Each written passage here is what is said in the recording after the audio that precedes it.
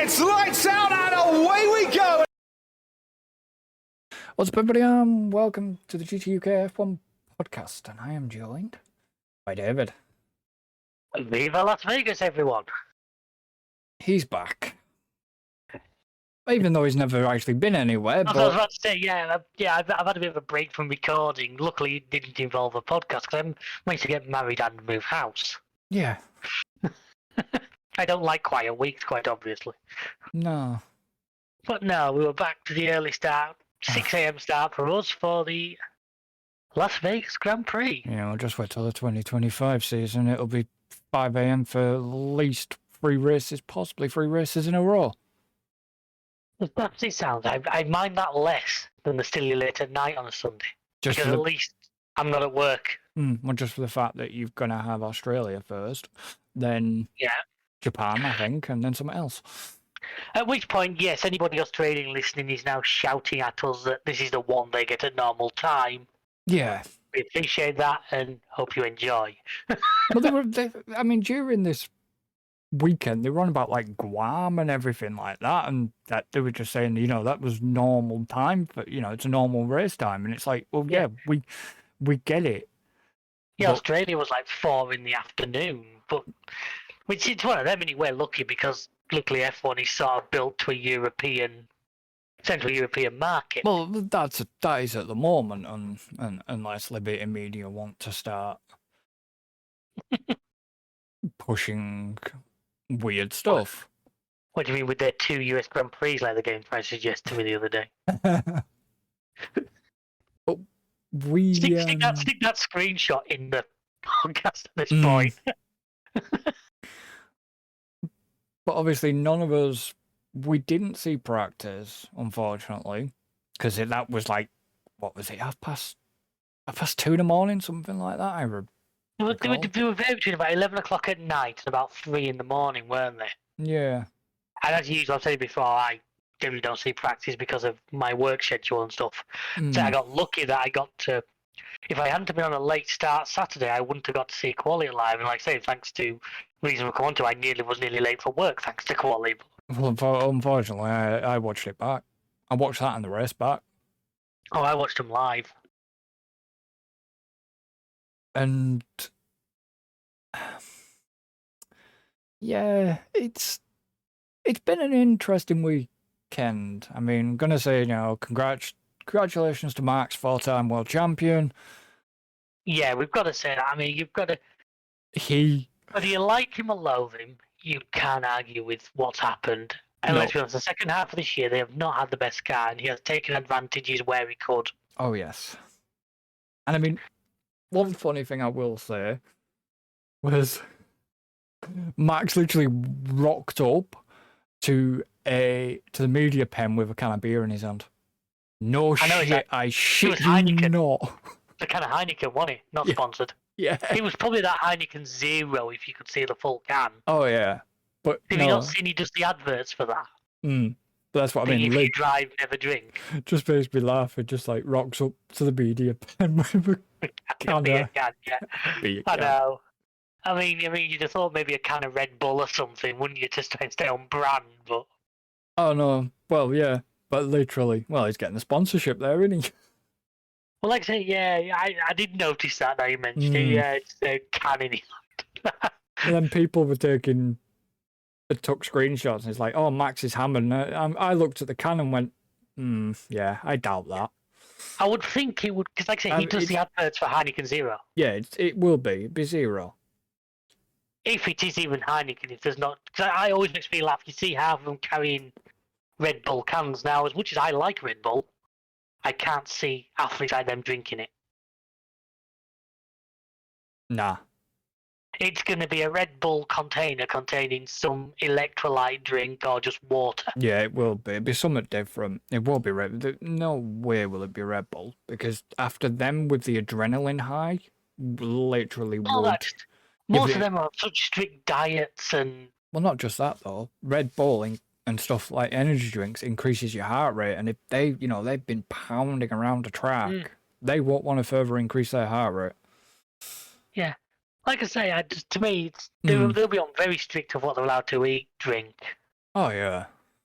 So I've often thought you'll see him there carrying them big balls with a straw on with Red Bull stamped across them. Yeah. The chances of it actually being Red Bull are very, very slim. Yeah. I mean, Could be like Lucasade Sport or something. yeah, but what I will say before we go into qualifying, just looking I'd back, say we're nicely on top of it. We're starting off with a mean to go on, aren't we? yeah, looking back through the practice results, where the fuck has Mercedes pace come from? Mercedes have done this a couple of times this year, though. But it makes you wonder if it was because of the track temp. Possibly the Merc's better at fire because that was it. The Merc's better at firing the tyres up in low temperatures. Mm. I mean, yeah, you go through all three practices. The common denominator was Lewis and George, then Lewis, Lando, and George. Yeah, it was the. Then George and Lewis actually down into sixth in practice 3. But you know, as I've said before, you never know what programs they were running. But then, like I say, if you go back to Sao Paulo. I know it's weird to do this. George was second in practice 1. Mm. You know, qualifying, not so good. You know what I mean? It wasn't so great for Mercedes there. But he was top 6. Yet again, you know, wet conditions, but it was cooler. Mm. It's always been the case that we know different cars use the tyres differently. Now, maybe that is Merc's secret. But we've had it a couple of times this year where Merc seemed to, considering Merc have probably had one of the worst seasons on record. Yeah. If that's a bad season to them, I bet the likes of Alpine and Haas would trade places with them without a thought. Oh yeah. I mean, you know what I mean? It's and I understand from a team who has had the success that they've had. yeah. Yes, it feels like a massive drop down, but you know we've got. Well, I meant to mention this because didn't Lewis say at the end of Brazil he didn't think he was coming? He didn't want to race anymore. Yeah, he didn't want to. At which point I would have quite happily said, right, stick him on gardening leave, bring Antonelli in and get him some practice. Mm. You know what I mean? Yeah. I would have quite happily at that point gone, yep, fair enough, pal, you know, go and pet your dog or whatever. Yeah. But and would have given Antonelli a few races to ease himself into it. Yeah. It's you know, Lewis would have gone and ironed his red shirts. Which yeah, Hamilton, the problem is with Hamilton does have this tendency to say shit like that, and then, you know, you've got to be... in a lot of ways, as much as you're going to think it's weak, because I'm comfortable facing him, he does actually just say what he thinks, which I like that in a person. He does say what he thinks. And, you know, we had all this shit about the swearing gate, and he's like, yeah, these are drivers saying what they're thinking. This isn't seeing raw emotion. This is good. Don't try and stifle this. Oh yeah, and I noticed like the GP, the Drivers Association literally issued a statement, didn't they, as well? And they didn't like the way the FIA had handled that. Yep. Well, Russell's the head of that Drivers Association now, isn't he? He's the head he is the head for the drivers. But there are it was that statement had come from higher than him, basically. All right. Fair enough. Like the board, like a board or stakeholders or what shareholders or whatever it is. It'd come from higher above him, that statement. So, I mean, yeah, I get it. They don't want to be treated like kids, and it's fair enough. You know, okay, the chairman is Alex Wirtz. Yeah. Which is an ex-F1 driver, for those who don't know. Yeah. Russell's the chairman for the drivers. He's the head of the drivers. Yeah. That's why, you know, they say, oh, well, he's head of the Drivers Association, which... Along with an Anastasia Fowl. Never heard of it. Must admit, I haven't either. I'm going to guess a female racing driver. But she doesn't even have a Wikipedia page, so... Well, yeah, so he's the head for all the drivers within the sport. but then there is people above him who he goes back to, and the statement came from above. Which, yeah, FIA yet again still being quite. Okay, now Anastasia Fowl is just like a business person. But first non-driver to become a director since its inception in 1961. Christ. You notice the FIA have been very quiet yet again about the whole incident with that during that tweet. Yeah. It's like it's got brushed under the carpet. It's like, you're a crooked organisation, to be honest. And I believe, I don't know why, I don't want to cause any rumours. I kind of get the feeling why Niels Vittage left was in regards of something to do between a slight. It says that, he's gone on to pursue other things. I don't think he truly is liking the way the FIA are doing things. It seems odd for him to not see the remainder of the season out. It does, doesn't it? And that's the thing, because I believe... Well, he came around and basically said he was sacked, didn't he? Their official statement was he's left to pursue other things. Yeah. I believe he later on said that he was sacked. Now, the FIA to sack him with 3 races of the season left seems really odd. You would just let him run out the season. Yeah, I mean, Surely. It didn't sit well with the drivers. And to be honest, the sort of rumour mill paddock talk is the fact that he didn't like what the FIA president has been doing, basically. He didn't agree with what the FIA president, like the tweet, for example. Yeah. Stuff like that. There's certain things that are probably going on within that organisation that he didn't agree with, and yeah, he's probably being quite outspoken about things, and it's not been liked, and he's been, like, as he's come out and you've said, sort of thing, he's been sacked, but they've made it out that he's gone on to pursue other things to not make themselves look like shits, basically. And them to be the bad guys, which, yeah. Qualifying. Yeah, qualifying. First thing I have to say is, well done to the Aston Martin mechanics.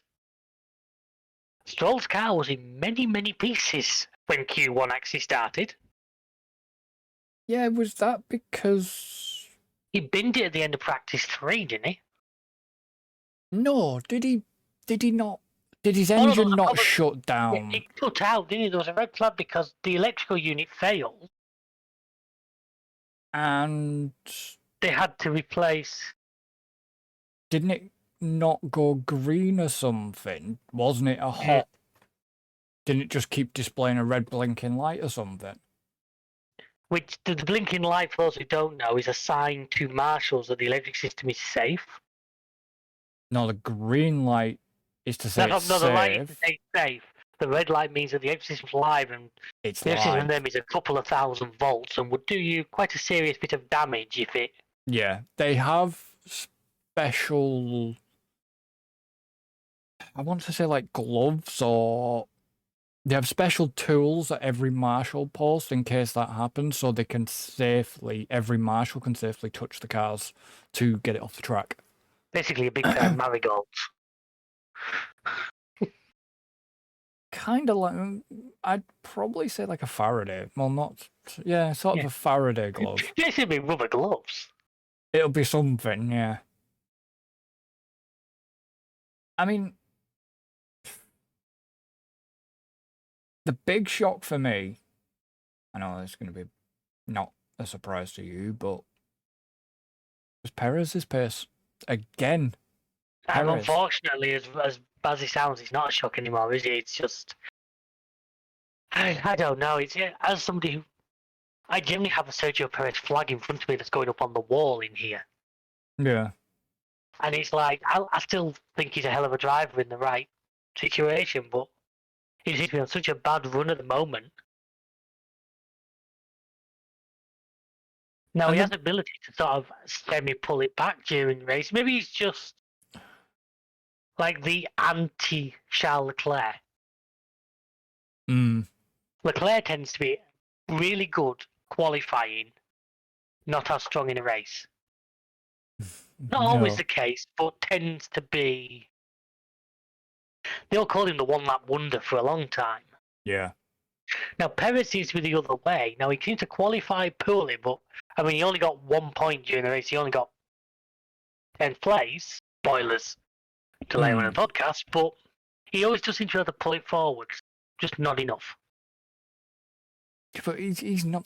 The problem is people. I like Perez. People need to stop trying to base him on Max. On Max's level, and this is the problem. I mean, we've had this thing for years where they've said how is the second Red Bull seat cursed? Because look at the list of drivers that have gone through that seat. Sebastian Vettel, Albon, Ricardo, Kvyat. Kvyat, that's the one. You know what I mean? And, yeah. But you've got some good, strong names. I mean, Albon we now praise in the Williams, although I will kind of come on to that a little bit later. Probably wasn't his fault though. No, I might as well say that. My comment was going to be, I was literally going to basically joke that the Red Bull is the Williams curse somewhere down the line. The poor guys glued them cars together using anything they could find at Brazil. Yeah. And then in Q2, as I joked earlier, Colapinto nearly made me late for work after he decided to interfere with a barrier. He just turned into it early. Turned into early. But the thing is, Latifi was never any good. Crashed a lot slow. Sargent crashed a lot very slow. Yeah, but Colapinto, he's fast at least, but he's got the crashing side. Yeah, but that's the problem. At least he's a bit quicker. But they kicked Sargent out because he couldn't keep the car on the track. Yeah, but I think the problem is if you noticed during like qualifying and stuff, look where they've got all the LED lights by the side of the track on gantries pointing onto the track to light the track up. Yeah. That must be all the bright light. Yeah, bright lights of Vegas. Come on, let's get that one out of the way. There's Vegas. All the bright that lights for nothing. Must be very distracting as well. Well, the thing is, I think because they try and do it so it ends up being like a natural. There's enough light so your light level doesn't drop. It's not like when you're on the road and between street lights you have patches of darkness. Well, yeah. But to be honest, anybody could have made that mistake. Oh, yeah. I'm not getting that. Like I said, my joke was, I said to you earlier, because I watched Qualify went to work, and that's when I was nearly late. But, and I get, he's new, give him chance. But Williams can't afford to keep repairing cars. Oh, we know they can't. But you've got to think, that's probably the first time he'd ever driven around that fucking circuit and all. Well, by the practice sessions. I don't know if F2 ever got out there or not. No. No, because the support race, even the support race was only the Ferrari Super Cup that they had out there this year, so I don't think F2 have ever been to Vegas. So, like I say, it's probably his first time driving around that track. He's only had 3 hours to dial that track in. Well, simulator time, which I know is not the same, but you've got to... Oh, yeah, well, there probably is a simulator, but you've got to think, a simulator won't... Oh, no, I agree with you. I mean, all I'm going to say is, I am glad that them cars are safe. He hit the barrier. Pinged it up in the air. at 50G was the official number it come back at. It triggered the medical car automatically, so I think it's over 25 that gets. Yeah, I think so. But he hit that barrier at 50. The concrete, it was concrete. He hit it at 50G. Well, like I say, you've got to look at the onboard of the way you flick the car up in the air. Yeah, I mean the double tethers did the job, and then slid down the road because sadly, without the wheels attached, the brakes don't work that well. Yeah. So poor guy made it into Q2, but then they unfortunately bent the car. Well done to Zhao getting himself solidly into the middle of Q2 as well, I would say. Yeah, but makes me wonder though. Did Bottas kind of give up because he knew he was going to have the penalties? Possibly, but still, that doesn't change the fact that Guan Yu got it up to 13th. No. You know, us with that ongoing fight for 6th with Alpine are suddenly having a real. I mean, after Alpine's great performance at Brazil, that's hotting up nicely.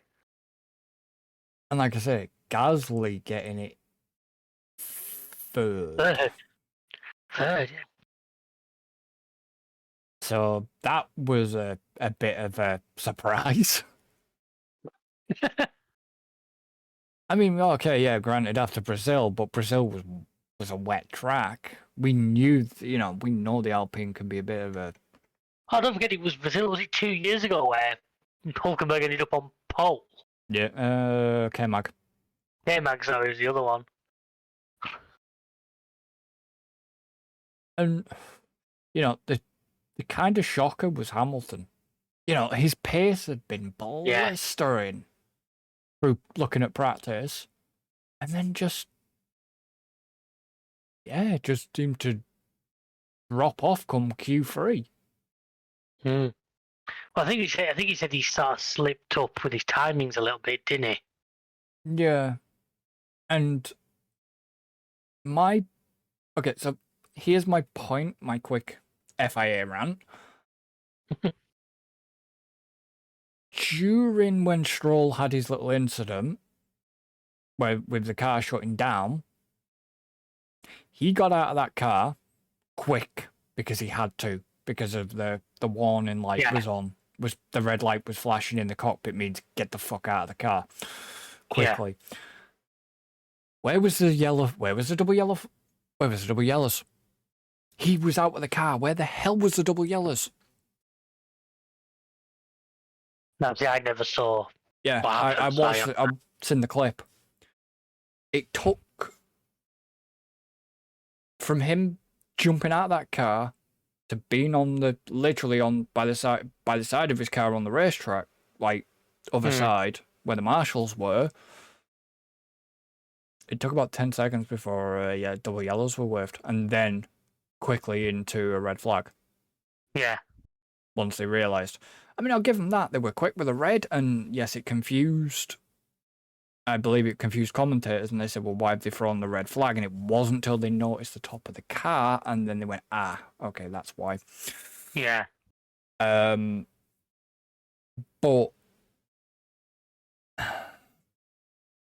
And I got... they were... Because they were quick when Carlo Pinto crashed. Yeah, and they also quickly used the end of the session as well, wasn't it? Yeah. But now, because you didn't see the Stroll incident, there was every driver got out to do practice starts, right? Bar one. I know that statement makes no sense to anybody. Because technically every driver entered the pit lane and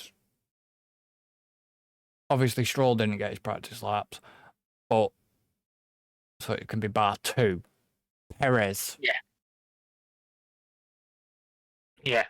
And a lot of, Russell had, for some bizarre, don't ask me why, some bizarre reason, Russell had backed up to make a gap. I don't understand why he did that. And unfortunately, by the time Perez got to the bottom, he couldn't obviously go out on the track to do his practice starts.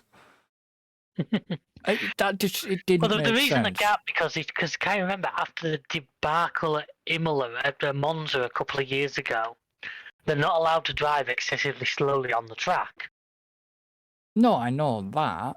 So what you get them trying to do now is going slow in the pit lane because there's no rule saying you can't go slow in the pit lane. No, but So the drivers are using that to try and build. but why? There's a sweet spot a certain amount behind another car where you get a bit of tow, but you're not picking up the turbulence. Yeah, but all the problem is all they were doing was going out to do practice starts. That was it. So it didn't make any sense. Unless you would argue there was something with the car, because did you not? Was it not Russell who thought there was a problem with the car going to the grid, or am I thinking of somebody else? I don't know. I didn't see the build up. Didn't see the build up. So. Oh, did you miss my vote for most random national anthem singer of the year then? Why, who was it? Boys to Men. Wow. Really? Boys to Men singing the American national anthem. Okay. You know, to me, just random as hell. Yeah, just a bit. It was okay. Yeah. Yeah, I didn't. Like I said, I did not catch any of the build up at all. So, anything sort of outstanding to you throughout qualifying? Not really. We covered most of it. Like I say, Colapinto's crash and say the pace from the Mercs, which turn up every now and then, it seems. Definitely into third. Obviously, Lando only 6th set himself a real difficult challenge for the race. Ah, but Max didn't. Problem Max didn't fare much either. Better. I mean, he was looking quick, but then obviously he was in 5th. Yeah, but don't forget, all he had to really do was follow Leclerc home, really, given half a chance. He didn't need to. Not going to happen. Oh, I'm not. I never thought he was. I'm not saying it was, but I'm saying that's all. He didn't need to. Oh, no, he didn't. Push it into a problem. I mean, you get it a little bit during the race where he basically let the Ferraris by. Now, in my book, he knew it wasn't worth risking a crash. Yeah. Now, all the people who don't like Verstappen, he has matured a lot, and there was some level-headed thinking went on during that race. Oh, yeah. That I don't think we'd have seen from Max a couple of years ago. No. And that was the thing. He finished where he started. Yeah. But what he needed to do. Yeah. And so, obviously, getting on to the race, basically, Bottas was penalised 5 positions for the use of additional power unit element. Colapinto pit lane start. Because obviously his car had to get rebuilt. Again. Yeah. It's a good job you can't do what's it checks on F1 cars, the Williams ones that come back as a little bit broken. Now, what was quite interesting was, it was weird because McLarens, as we know who have pace, didn't seem to have pace even in qualifying. No, it didn't seem to be a track that suited them too well. No. Now, you can't blame the engine because obviously the Merc. Exactly. So you've got, obviously, Hamilton down in 10th. Now, And then obviously Perez started. Where the hell did Perez? 15th. Oh look, Liam Lawson. Wow. Yeah, put them two together just for shits and giggles. Yeah. Although the ironic thing, if you look at the starting grid list, Perez's time was actually faster than the time Lawson set in Q2. Yeah. Which has got to be a little bit annoying at times. Didn't Perez lose? It wasn't a fast lap he lost, it was a cool down lap. Ah, right, okay. I was going to say, didn't he lose a lap? But no. Yeah, like you said. It wasn't a fast lap.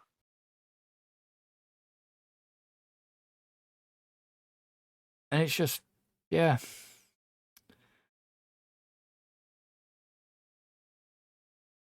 So obviously, Gasly's up there in third.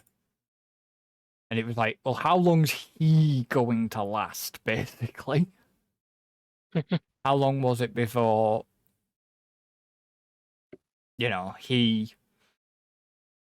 Got swallowed up by the pack. Yeah. And to be honest... I mean, at the end of it, for Alpine, you just get to stay there as long as you can. Yeah. Unfortunately, only lasted in 15 laps. And then the engine decided to go all French. Yeah. But given... I'll give the FIA the due with... The drivers... That's it. The drivers were complaining that they couldn't see the pit entry properly. I'll give them the dues that they got out there and painted it so they could see it. Yeah, because there was a lot... Because it's obviously a street circuit, there was a lot of white lines. Yeah. Down. And because between the qualifying and the race, they actually opened the street, so they open. Yeah, they can't just get rid of those lines because they'd be having to paint them on and off and. Yeah. And pay the city probably a huge amount of money to do it, or the state or whatever. Now, what was the one? Okay, I have a question for you. I'm listening. So we know Perez has got the drive for 2025, right? Yeah. Yeah. Given where Red Bull are currently in constructors, do we think there's going to be a possibility of Perez getting replaced? You mean for 2020? Before the 2025 season kicks off. With 2 races to go, I say no. I mean during the little break before the 2025 season starts. I'm gonna say unlikely on the grounds that, and I will quantify my answer, that there isn't an obvious, well-performing Yuki. Would you say his performances were? Yes. I'd rather see Yuki there than Lawson. I mean, he only finished 1 place ahead of Perez this race. Yeah, Go back to Brazil.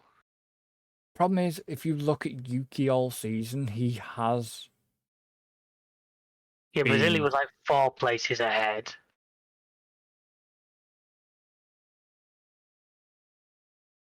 I mean, apart from Bahrain, Saudi,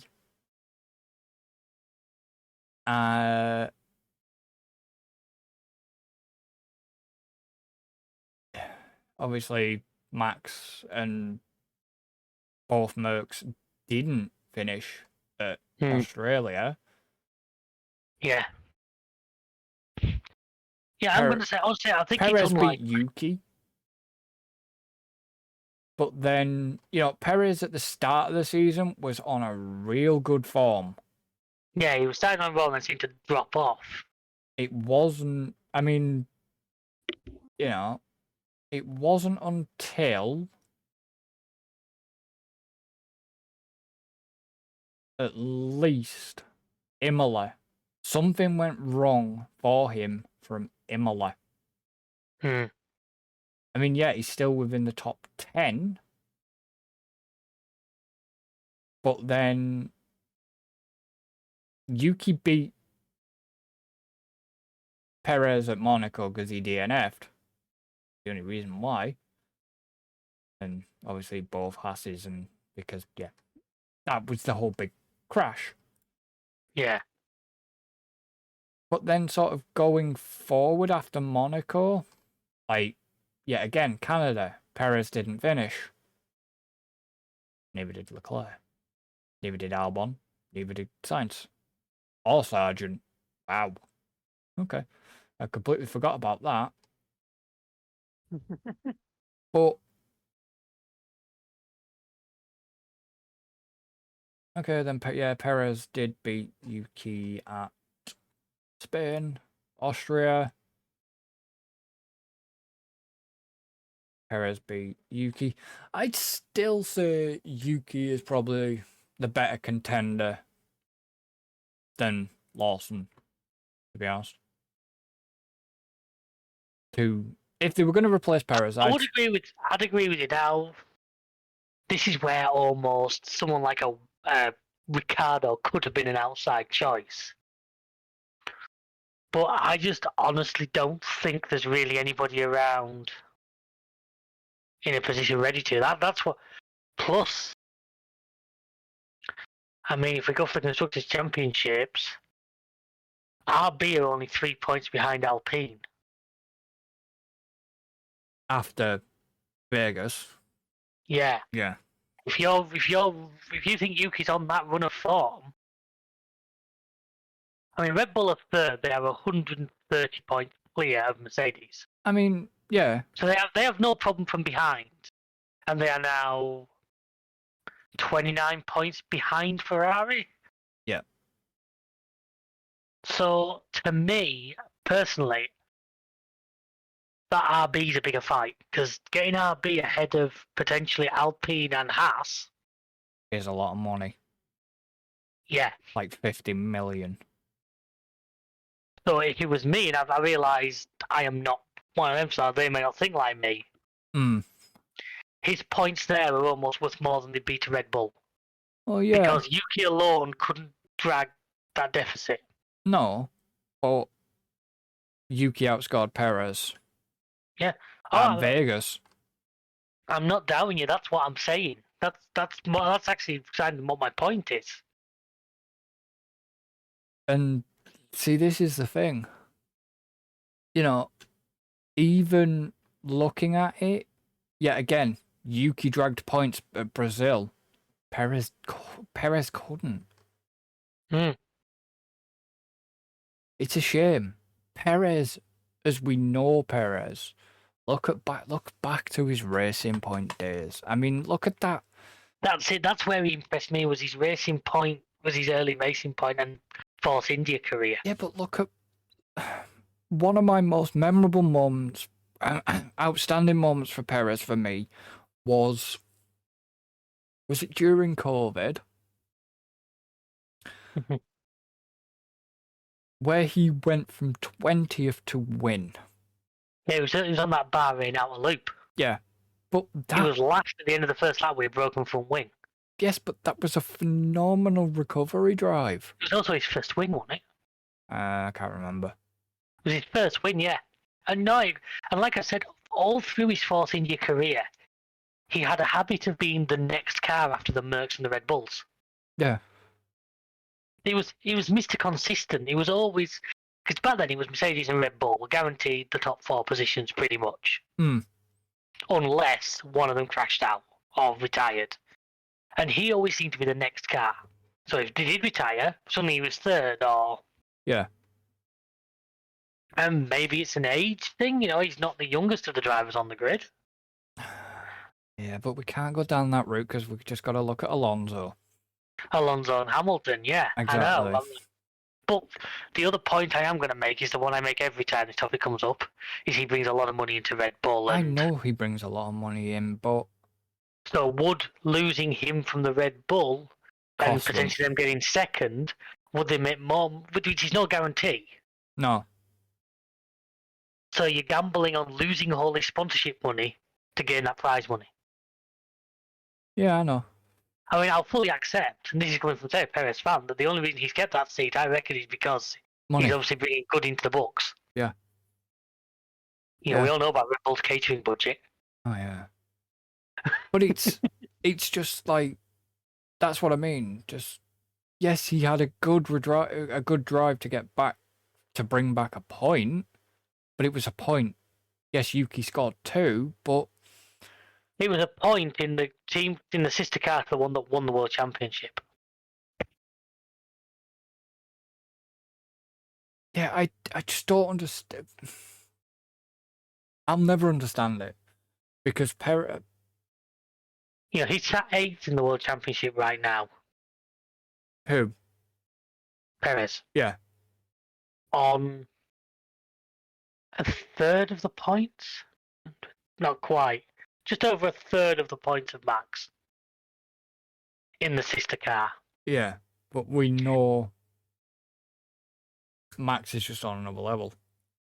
Oh, yeah, he is 100%. I'm not going to deny that, but you'd expect him to be closer than that. Considering what the start of the season was like for Perez, and like I say, after the bad luck of like Imola and okay, Monaco, what Monaco wasn't his fault. He kind of just got caught up in all that shit. Yeah, it was because he ended up starting near the back, hadn't he? You can kind of put some blame on him because he qualified poorly.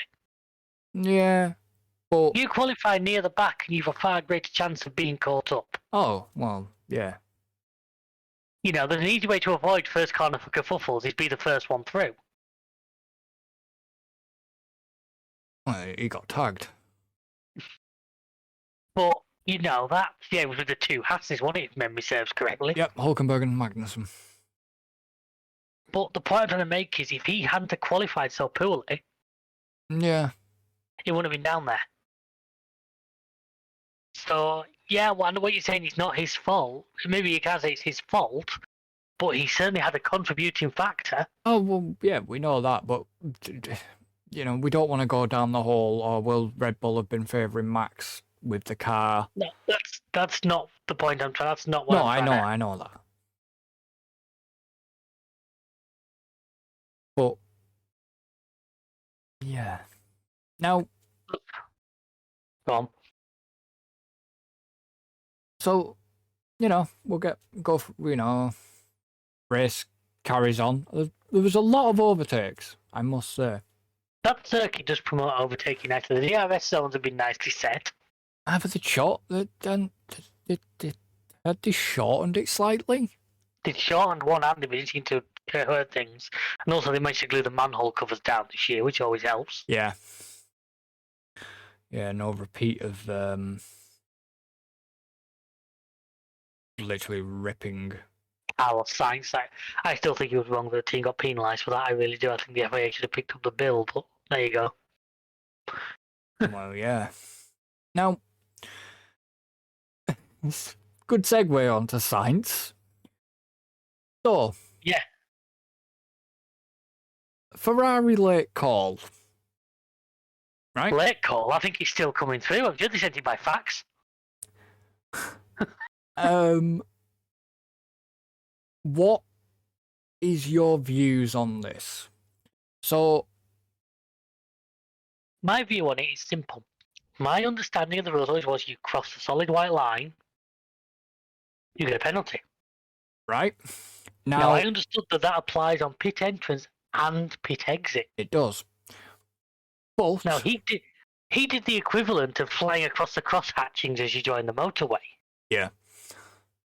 So the team said they weren't ready, right? Yeah.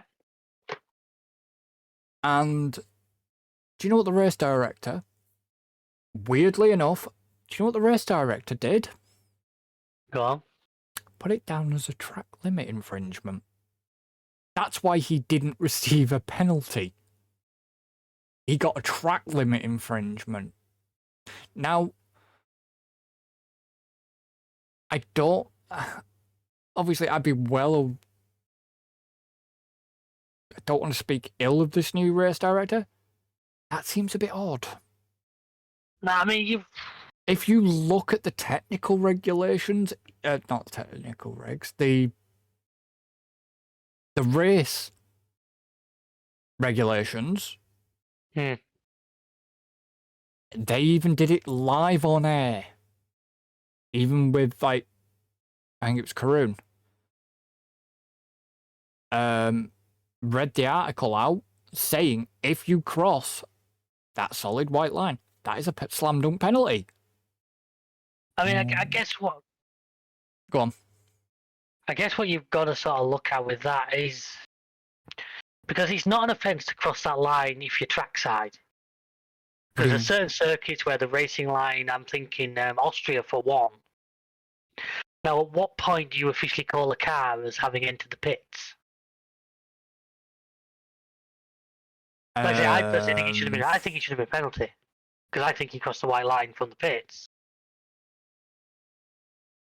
There should have been, because at Austria, if you've noticed, there is a painted solid white line across the across the road going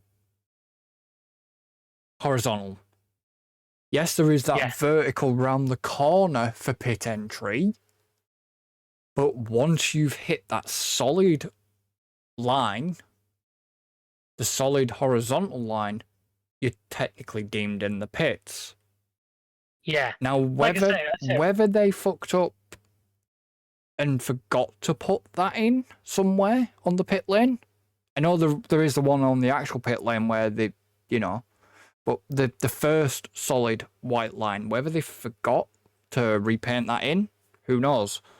Because we really didn't see much of cars entering the pits or not entering the pits.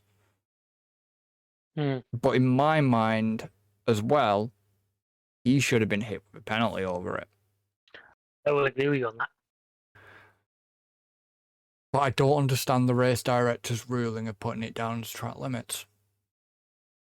Had the car...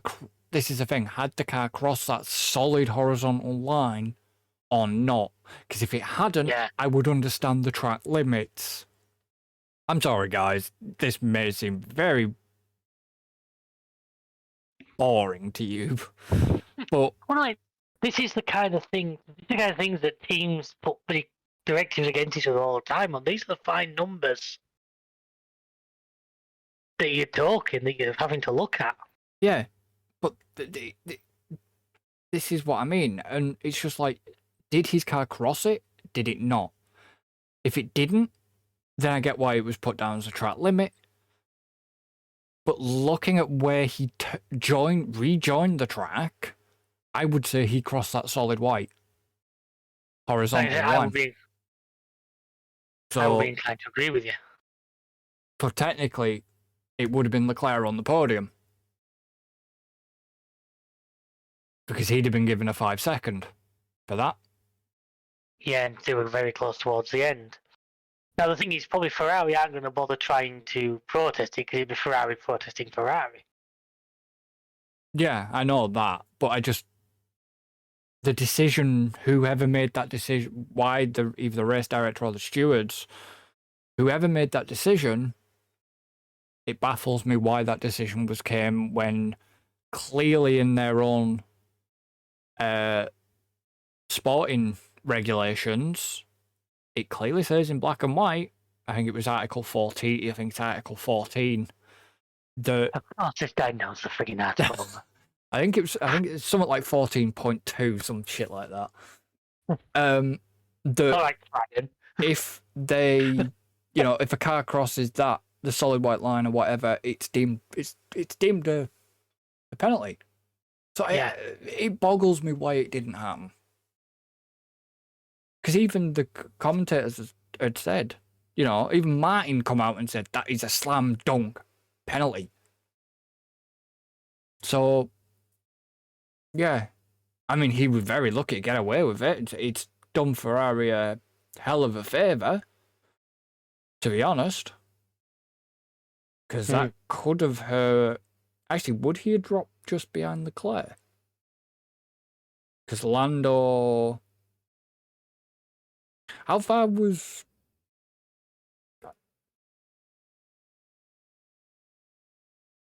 Leclerc to Sainz, actually? 11.9 to 14.2, so 2.1 seconds. 2.2 seconds, sorry. Right, so he'd have dropped behind Leclerc. Was Max anywhere near him or not? No, I think Max was well down. Bear with me. Max would have just been within 5 seconds. 11.9 to 16.5. Max was 4.6. So it would have dropped Sainz back to at least fifth. And then there was like nearly 30 seconds to Norris. Yeah. So yeah, it could have been different. So I'm surprised like Red Bull didn't fire a protest in at that point. They might have done for all we know, we've just not heard about it. Yeah, but like I say, he was very lucky to get away with that. I mean, I don't think Charles was very like I said, nobody within Ferrari would protest him getting a warning for that because it. No, I know. Yeah. No, I get that. No, I mean, we can insert the joke about FIA meaning Ferrari international assistance if you want here, but. But no, you know what I mean. I don't think Leclerc was very happy as well. I believe after the race, Leclerc had gone on radio and a few expletives were chucked towards the team, apparently. And I believe Sainz has then come out and basically said that whatever has gone on is between him and Charles, but that's all he's going to say. He's not going to say any more about it. Yeah. It's between them to discuss. And, yeah, McLaren just didn't. McLaren sort of had the pace, but then did McLaren hurt themselves? You know, who went on the soft tyres, was it Alonso? Alonso started on softs and pitted really early. Yeah. And then Norris took a set of softs at the very end just to nab faster slap for the extra point. Did he get it? Yes, he got it. Because even with the Drivers' Championship done, obviously the Constructors is still up there, so every point still counts. And obviously Hamilton got Driver of the Day. I'm not quite sure where that came from, but... I think that was just for the fact that he was started like in 10th and got to second. I mean, he was... Yeah, but did you see how... I think Hamilton was trying to prove a point. He was hunting George down. But if Hamilton, unfortunately, he took too much out of his tyres, if Hamilton got up to George a little bit closer, would the team have let them race, or would they have told Hamilton to hold station? Would Hamilton have listened to them knowing that he's leaving in 2 races anyway? Well, this is the exact same question I'm about to chuck to you between Leclerc and Sainz. The Leclerc and Sainz thing, which we've been here before, and I've told you, if I was Carlos Sainz, I quite clearly wouldn't give 2 shits what the team thought at this point. I mean, what are they going to do? Sack him? Oh, wait, they already have.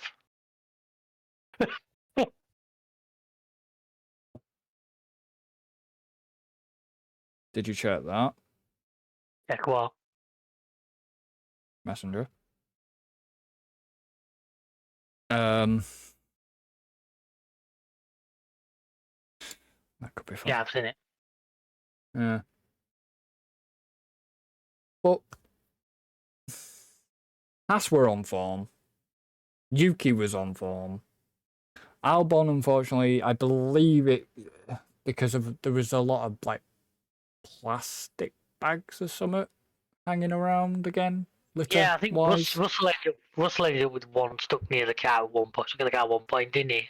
That was down on his floor Hmm. side plate thing. And then I think Albon, the overheating was due to something like that getting stuck in an air duct. If they know, if people know, but I just don't understand. It baffles my mind. You know that it's going to cause problems for cars like that. Yeah, but the trouble is when you're in a city, clearing every single little bit of litter that's going to blow in is incredibly difficult. Well, yeah. You know, you'll clear the streets and everything for days running up to it, and still it'll appear from somewhere. True. So it's. I mean, this goes down to one of them things that I've always said. It's the same for every car. They do a good job generally, but stuff like that just happens, and you can't. I mean, you even get look how many racetracks have trouble with sand and that. The ones out in the desert where they're not used for gaps in between, and Well, look at the amount of dust that was on Vegas track. yeah. So that's just one of them things. You can't really. There's not a lot you can do about that. That's just life. So have you got any thoughts before we? Well, we said at the top about obviously Max's fourth title and what that means. Fair play to McLaren and Norris, though, from coming from where they were at the start of the season to put up a very close fight. He was always, I think I've been saying for the last 2 or 3 podcasts that he was an uphill struggle for him. I mean, I think if it hadn't been Vegas and it had been somewhere that suited that McLaren, I think He could have kept it going. The championship probably would have been still on. Yeah, but it's all shaping up for a very interesting 2025. Well, it's interesting to find out who the hell's actually going to get the constructors. Because Ferrari could still clinch it. Oh, Ferrari still outscored McLaren today. Well, yeah, that's what I mean. And the gap between them now is 24 points. That's a race win second. That's a race win if the others don't score any. Well, yeah. Yeah, but don't forget we've got sprint as well, haven't we? We've got sprint coming up. Is that Abu Dhabi or is that Qatar? Qatar, right, okay. Abu Dhabi is a week after. Yeah, so we've got a week gap now, then back to back. Yep. Right. We're going to be racing on starting 4 o'clock. December the 8th. Yeah, 4 o'clock in the afternoon. It's the race. They're not going to get caps when they walk onto it. They're going to get freaking paper crowns. Yeah.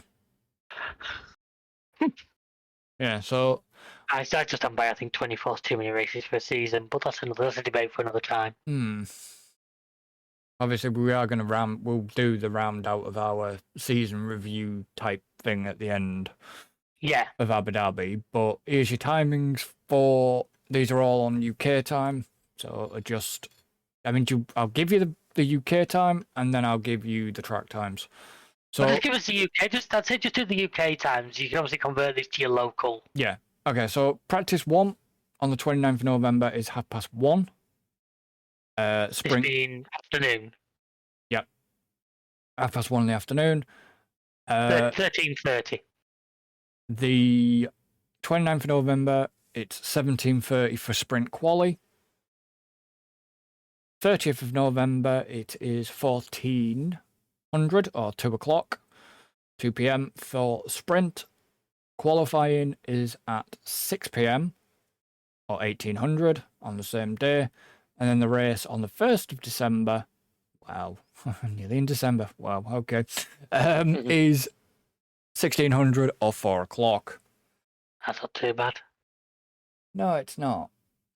Might not get to see Saturday morning, unfortunately, due to work, but... Well, if needs be, you can always watch back. Yeah. Now, this is a bit I'm not looking forward to. You've not looked forward to this whole season. I know I haven't. So as you know, we run the F1 like a fantasy league, the podcast presenters versus listeners. And I'm hoping in 2025 a lot more of you guys will get it. We can get it sorted a little bit sooner, and you guys can. We will. We'll have it sorted as soon as basically the F1 website allows us this year, and we'll be able to hopefully get a few more of you in. So yes, Albon and Williams did me a bit of a shocker. Yeah, well, I feel like I could just record this and say every week, apart from Ryan. Yeah. Well, no, because Alan only had the -5 on Williams because of they're not classified For Albon. for Albon, so he only got -5. I lost -5 for Ocon. Why did you lose -5 for Ocon? He lost 6 places during the race. Oh, right, okay. But Bottas scored, yeah. And yeah, but Ryan, yeah, he... And then if you take the overall, it's coming down to the wire, this one. I haven't actually looked at the overall yet. Oh. So, yes. Now, are you a little bit nervous yet? I'm not nervous, because what will be, will be. If McLaren... I've held the top spot pretty much all season. Oh, yeah. We know that. I have what I think is a pretty good, strong lineup. I mean, I can still probably catch Alan. If Alan has a bad one, I can catch Alan. Oh, yeah. But...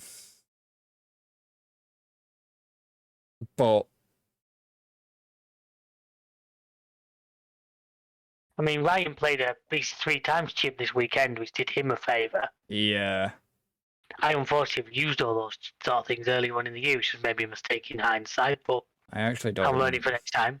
Yeah, I don't know what I've got remaining. The only one I've got left the one that allows you to change things after quali. But unfortunately, I never think about it. Yeah, I know. So, yeah, it's going to be close between you two. That's all I'm going to say on that one. It's going to be real close. Hang on, I've got the wild card still to use.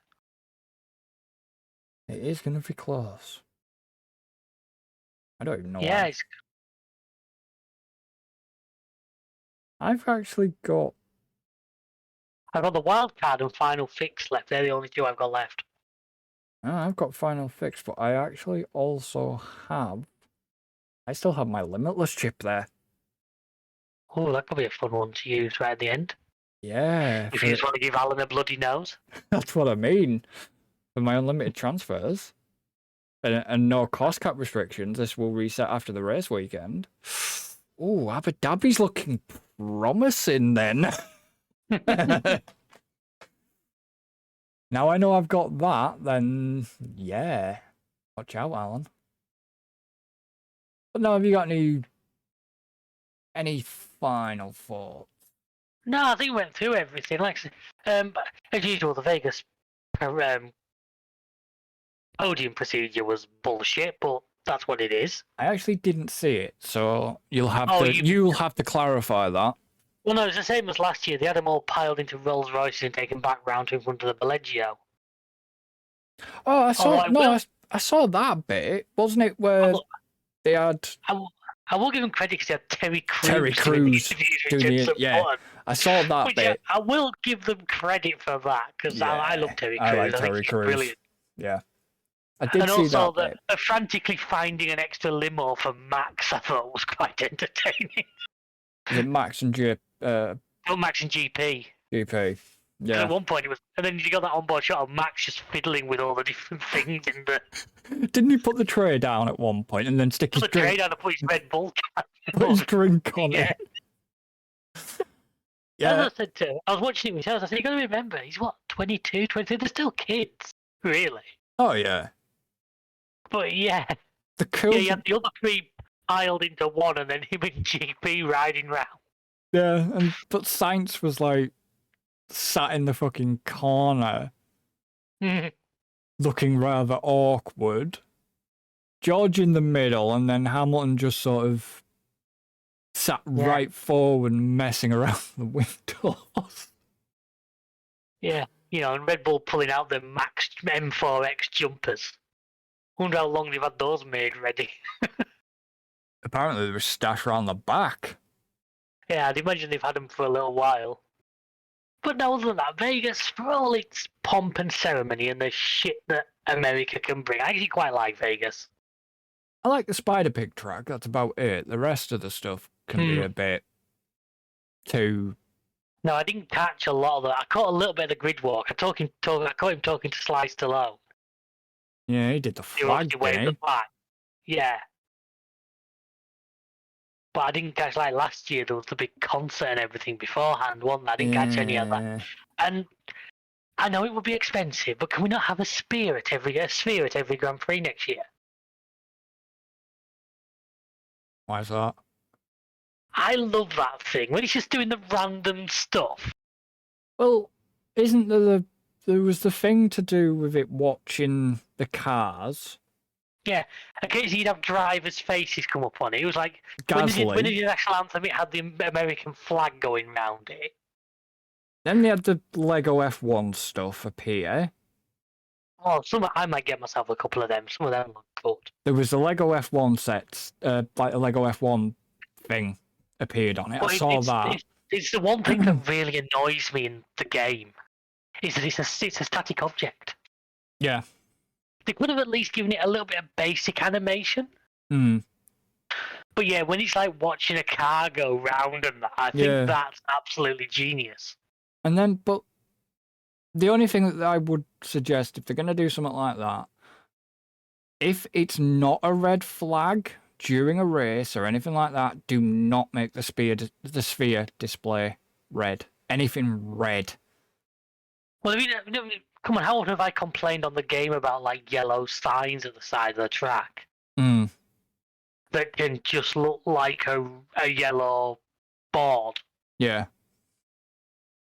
No, but I meant, actually, in real life, they weren't supposed to actually show anything red unless it was a red flag. Yeah.